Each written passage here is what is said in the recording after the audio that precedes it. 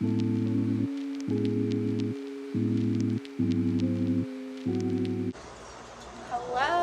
welcome back to my channel. My name is Abbie or Abigail. In this vlog, I read my most anticipated book of the year, Atmosphere. And I think I did a little bit of stargazing and a little bit of shopping in this vlog, and I just generally went through my thoughts and opinions and feelings reading my favorite authors' new release, my most anticipated of the entire year. If that sounds like something that you'd like to watch, please stick around. If you do end up liking it, please give me a thumbs up and subscribe if you want to. I have so much planned.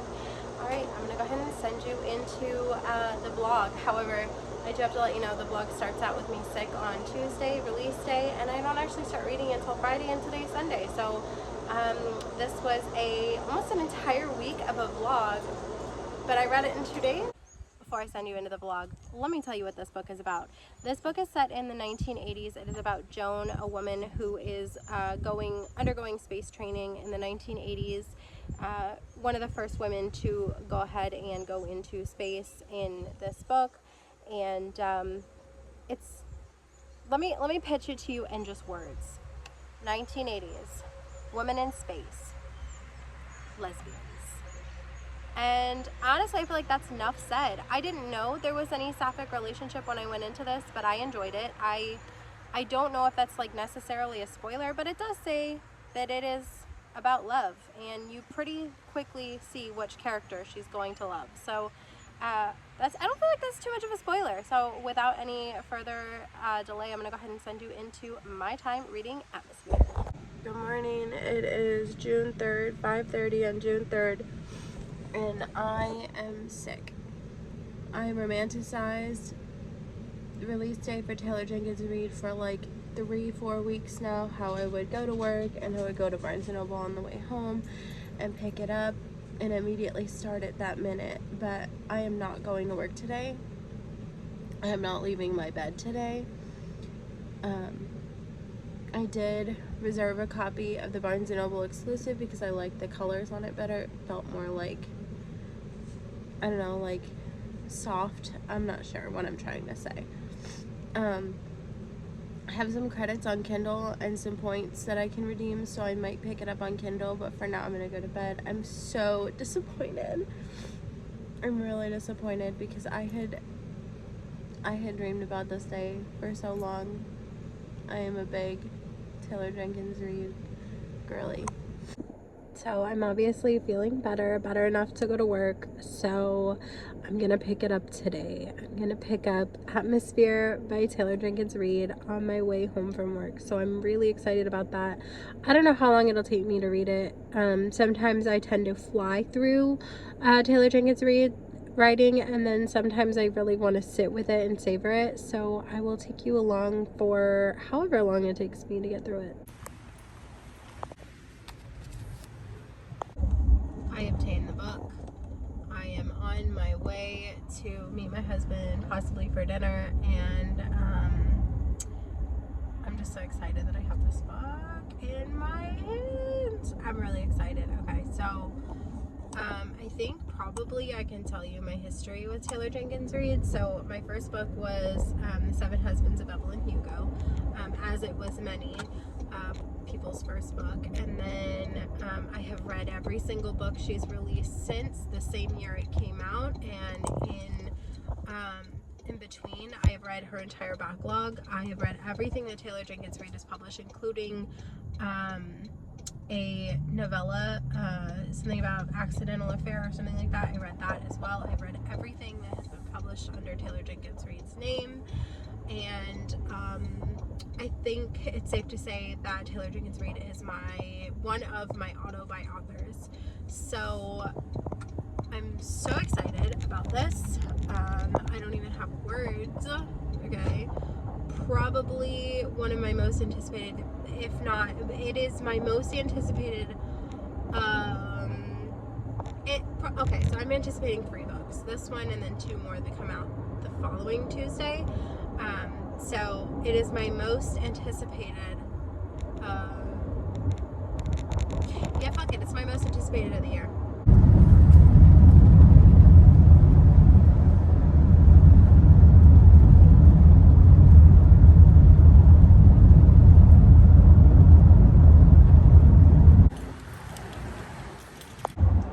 morning. Did I drive all the way to Barnes & Noble after work yesterday specifically to pick up Atmosphere? Yes. Did I think that I was going to fall onto the couch yesterday, read 100 pages blissfully of my most anticipated book of the year? Yes. And in response to that, did I think, let me make sure that I bring my book sleeve so that I can bring it with me to work the next day? Yes. Did I actually read those 100 pages? No. Do I plan to read it at work? Probably not. Why did I bring the book to work with me? Just to have it near. I am definitely outside in the middle of summer. You can hear the cicadas cicadaing. But I am 90 pages into Atmosphere, and I am very tired. It's been a rough week, but I decided I wanted to take a look outside and look at the stars, because in the back of this book, you've got like little star maps. So am I going to be able to see anything? Probably not. But it'll be fun. We'll just look at the stars, I guess. So I used my iPhone's compass to see what direction I'm facing, and I'm facing south, so I'm going to orient the map so that I can see like what south of the map looks like. So the next step after you orient is to see, okay, so this is facing south. This is facing south down here. So I'm going to flip the book completely upside down. Yeah. Okay. I'm not sure how good they're picking up on camera, but like there's the moon. But that's a really bright star, and it's like directly overhead.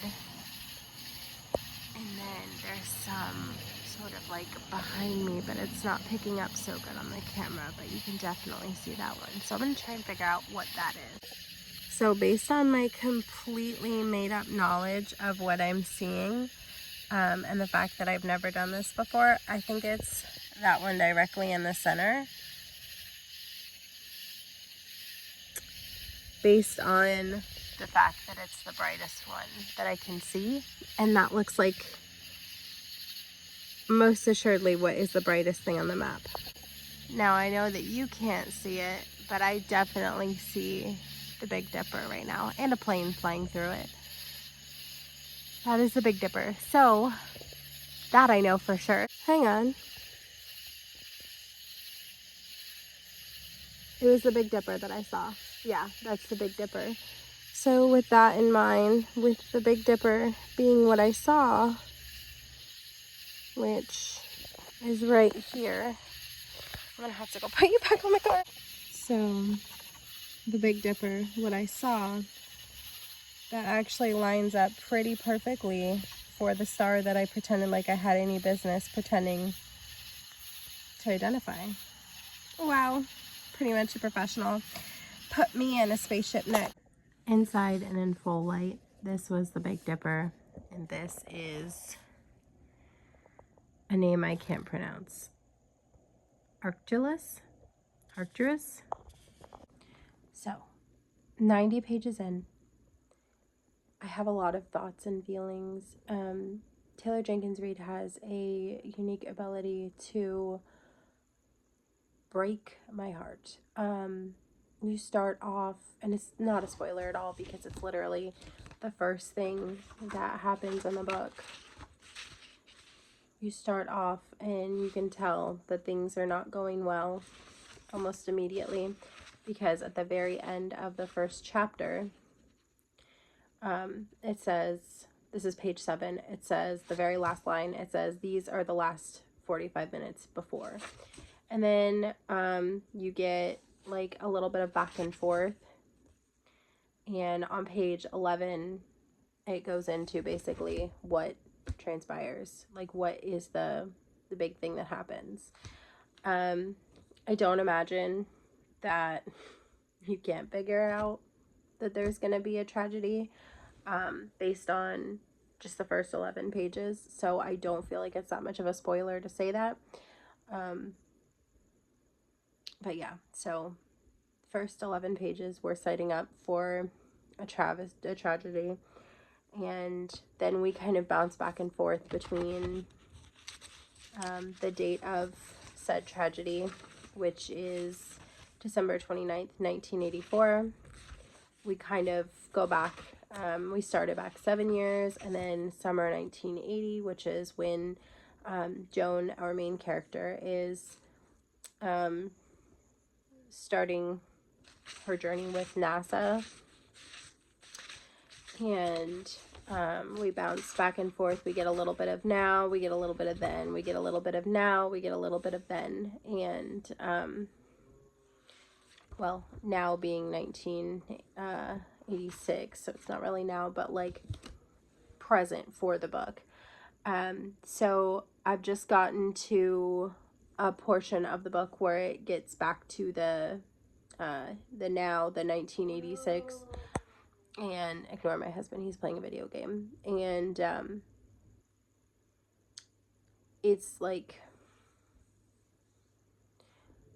from page 11 we know what's going to happen, but because we're bouncing back and forth, it's very like we're delaying.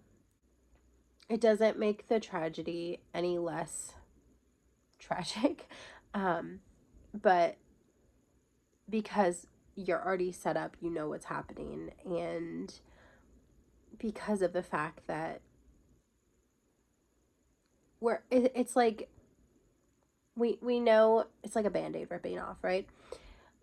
So you know as you're going to rip the band-aid off, you have like the first 11 pages is like that first yank, and then you stop, you have a conversation, forget about yanking your band-aid for 20 something pages, we go back in the past, and then we come to the future, and then we're just pulling on that band-aid a little bit more, and then we stop and we leave it alone for a little bit.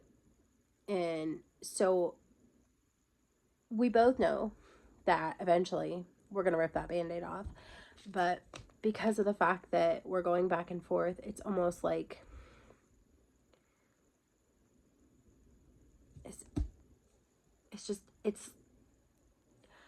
it's going to make it's almost like it makes it an easier pill to swallow, because you're getting what occurs in small chunks, separated by like getting to where we are in 1986. So I'm really enjoying it. At first I was a little nervous because I don't really like, I know some stuff about space and like I know some stuff about NASA, but I'm like, I mean, am I intelligent enough for this? But the one thing about Taylor Jenkins Reid is even when she wrote Carrie Soto is Back, which ironically, I'm wearing a tennis shirt right now. Don't play tennis. Don't know why I have this, but it's my tennis shirt. It's my little tennis shirt. Even when I was reading Carrie Soto is Back, I have no knowledge of tennis. None. Zero. Zilch. I could tell you about Serena Williams. And there's two sisters, aren't there? Serena and... You know what? Maybe I don't know as much as I thought. I was busy telling you that I didn't know anything, and I know even less than I thought. The point is that I know next to nothing about tennis. Venus and Serena. What the hell? I know next to nothing about tennis, but Taylor Jenkins Reid sets the story up, writes the story, and you don't have to know anything. She like holds your hand through it, and that's what she's doing now. Even set up where like 90 pages in, she's like stargazing, and it made it like it made it something that like even I could do, and so I did. And yeah, I mean, I'm just really having fun. Good morning, or afternoon at this point. So we went to Target and I got a coffee, and then our main purpose in going to Target was to get a laundry basket because mine was broken. But as one does when you're at Target, you browse the book aisle, and this is one that I wanted to pick up. This is Shield of Sparrow.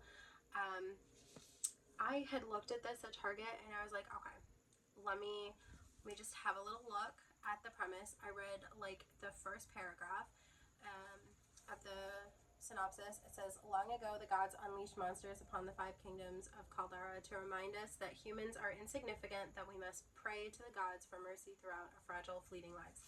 And I was like, do I want that? Does that sound like something I need in my life? And I'm like, I'll think about it. So later I decided I did in fact want it because, ooh, pretty edges. And I went to pick it up on Amazon, and oh, hey, what the heck? Why are my pages glued together? Well, that's gonna break my entire heart. It was ripped. Oh, that's sad. Well, I'm sad now. The back ones are pretty too though. So, oh my god, did I know that that was like that? No, this is just, objectively, this is a gorgeous book. One that I'm happy to put on my pretty shelf. Anyway, do I really understand what this is about? No, but I went to go pick it up on Amazon because, like I said, pretty, and they were out of the copy with the sprayed edges. So while I was at Target getting my laundry basket, I was like, I'm just gonna pop over to see if they have this book. They did, and so I got it. However, just that's all I know about it, that they have to pray to gods for mercy throughout their fragile, fleeting lives. And I was like, okay, I'm not really into fantasy as much anymore, and a lot of people are talking about this one, and so I was like, well, I want to be a cool kid too, and I want to know what it's about. So yeah, I guess I bought this. Fear the monsters we make. Being the sparrow wasn't an honor. It's a trap. No idea. Will I enjoy it? No idea. Did I buy it? Yeah. So anyways, after we went to Target, we went to Waffle House. Every time I go to Waffle House, it hurts my stomach, so we'll see how long before I'm crying.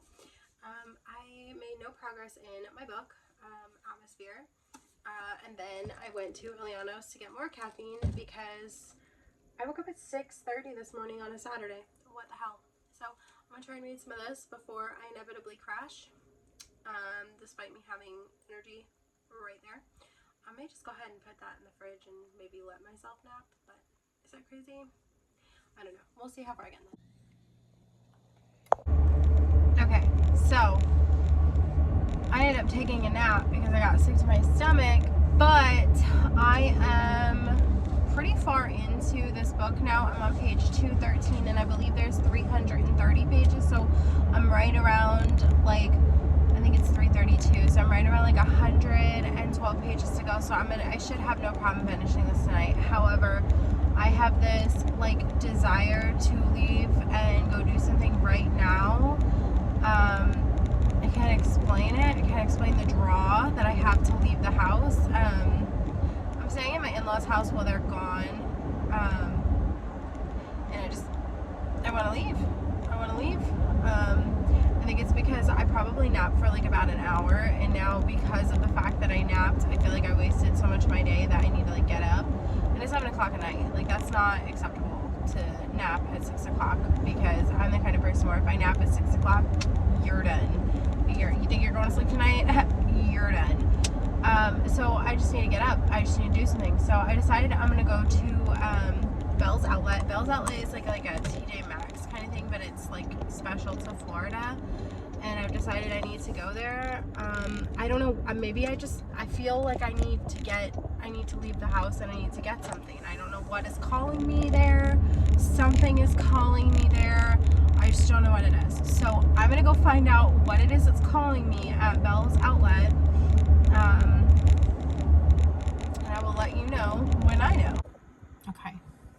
go figure out what it is that's calling my name.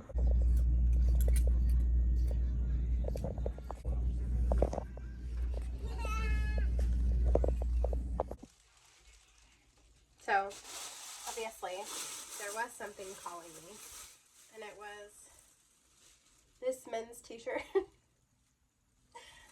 that has an astronaut, some space, and a spaceship, and the Earth in the background. And this shirt right here that says NASA has an American flag on the sleeve, and then has NASA, and it's like a carpet kind of texture. It's very strange. It's like when you hold it back, you can very clearly see it says NASA, but as you get up close, it's like fuzzy, which is very strange. I kind of like it. I also got a pair of shorts, which you don't care about, and I got some obnoxious hoop earrings because I felt like it. And then in accordance with my last vlog, which I don't know if this is going up first or that is, but in accordance with one of my recent vlogs, either coming up or previously, I got a cowboy boot shirt. So that's my haul. And shorts, little NASA, little space thing. So this material is thicker and I don't like it as much, but I really wanted the shirt that said NASA, and I don't love this design as much, but I really like the material of the shirt. So obviously I got both. I have 57 pages left of this book, and I'm sure that the intro that I film after reading it is going to have a synopsis, because I very much like to go into my books knowing as little as possible. I like when other people give synopsis and like what it's about, but I don't actually like reading the inside cover or the back of the book. I never like reading that. I like to know, like, sometimes I like to know just the tropes. Sometimes I like to know nothing at all. So when I went into this book, here are the things that I knew. It was Taylor Jenkins Reid. It was about a woman in the 80s who was like going to be a part of a space mission. I wasn't sure if, like, 'cause you know how some books they can't say like NASA, you know what I mean? Or like NASA is like, I think it's trademarked, so I don't think you can use that. So I knew she was going to go into space, or was training for space or something like that. When I got to page 11, which we discussed earlier, I obviously knew that something bad was going to happen. The writing in this book, I'm not sure. I can't remember how Malibu Rising and Carrie Soto's Back was written. I know that, if I'm not mistaken, Seven Husbands of Evelyn Hugo was like sort of back and forth between Evelyn Hugo today and like her telling her, like, the story of her life. And obviously with Daisy Jones and the Six, it is told in like interview format. I don't necessarily know that I love the way that this is written. It's written like third person, but present tense. Joan Goodwin gets to the Johnson Space Center well before 9, and Houston is already airless and muggy. Joan can feel the sweat collecting along her hairline as she walks across the campus to Mission Control Building. She knows it's the heat, but she also knows that's not all it is. You see what I mean? It's like, it's third person but present tense. So when we're reading like the present tense, which is the December 29th, 1984, it's the present tense. But when we're looking at the past, it is past tense. So it's like, it does kind of help to be able to differentiate, like if you put the book down, because there's not like traditional chapters in this book. It starts with the date right here, and then on page 8 you have have like a chapter break, but it's not a true chapter break.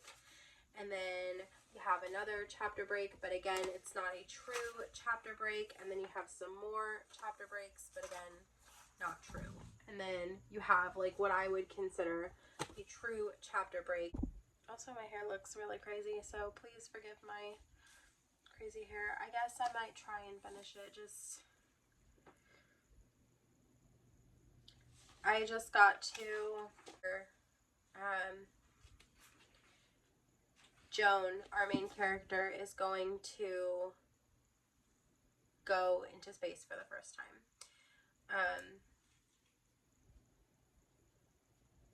It's very jarring to me. Some parts of this is jarring because it's like we're bringing real, true events, which is exactly what historical fiction is. The historical fiction is like bringing true events into a book with fictional events. So we passed a part where Sally Ride goes into space as the first woman.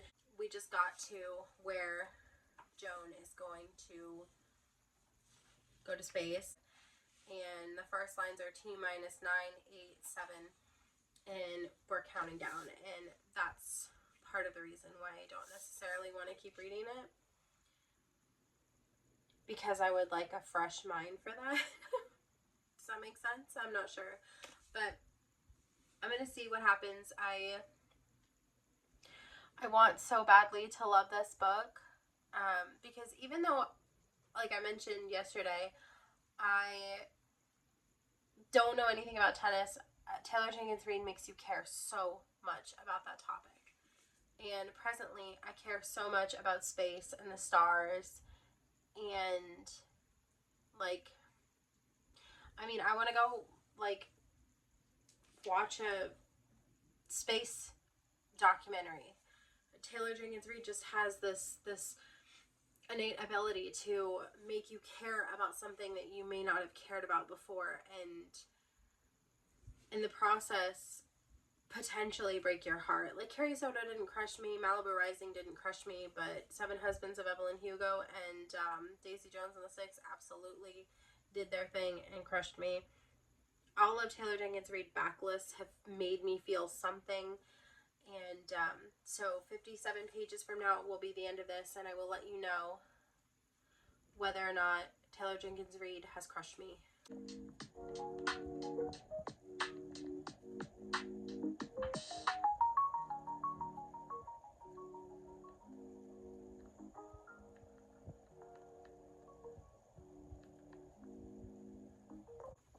I am on page 310. I have 22 pages left for the end of this book. So, just a small emotion. So, I finished the book, and it just hurt a little. That's all. Just a small amount. No spoilers. Taylor Jenkins Reid has the ability to make you fall in love with characters, flawed characters, and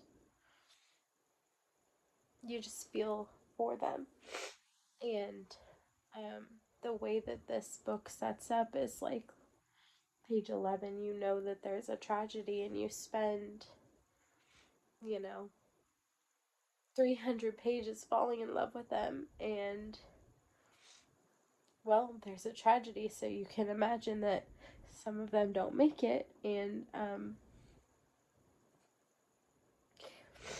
you spend 300 pages falling in love with them, and yeah, something, I felt like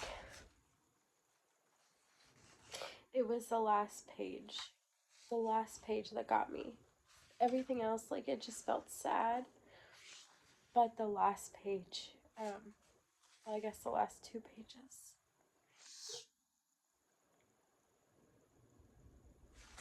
Yeah, so I'm gonna go to bed now. And I'm gonna read this book on Goodreads. And tomorrow, when I've had time to sit with my thoughts, I will give them. So that was it. That was Atmosphere. I have so much to say. Looking at this book compared to the rest of Taylor Jenkins Reid's books that I've read, this is definitely, it doesn't compare to Seven Husbands of Evelyn Hugo. However, I enjoyed this more than Carrie Soto. Malibu Rising, I think, was probably right on par with Carrie Soto, so I'm going to go ahead and say my official ranking for her like historical fiction that she's been releasing since Seven Husbands would be Seven Husbands, Daisy Jones, this, and then Carrie Soto and Malibu Rising. So it's like middle for me. It was good. It wasn't great. I enjoyed my time. It's not a 5-star for me just because it does not compare to Seven Husbands for me. The reason I landed on a 4, aside from the fact that it wasn't anywhere close to Seven Husbands for me, is really that, like, I think setting up with the tragedy was the right move, but also I feel like because of it, I spent my time loving the characters that I knew were in danger, and that's a hard pill to swallow, and Taylor Jenkins Reid handled it well. And I mean, I'm having a hard time expressing myself because while this was not a Seven Husbands of Evelyn Hugo, I'm making it sound like I don't like it. I did. I enjoyed it. It was a 4-star for me. But because I know what this author is capable of, I now will always and forever compare everything she does to Seven Husbands, because that was my 5-star.